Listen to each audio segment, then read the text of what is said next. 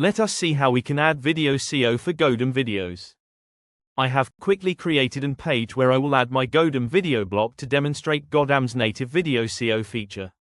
Upon clicking the Select Video button, Media Library open with my GoDAM videos appearing right in the library. As we can see, the video title and description has already been added to the video during upload.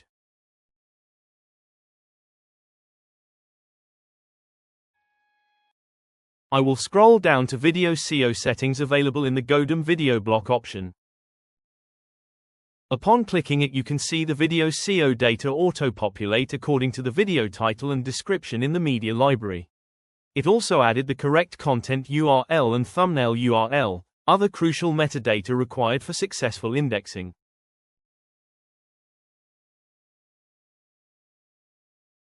You can even edit certain fields to even add more context to your videos.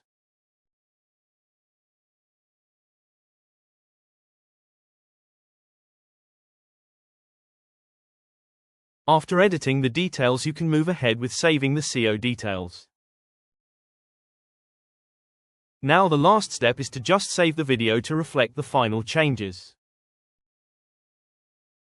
If you want to test if video's SEO data updated successfully, you can visit the site mentioned and paste your page or post link.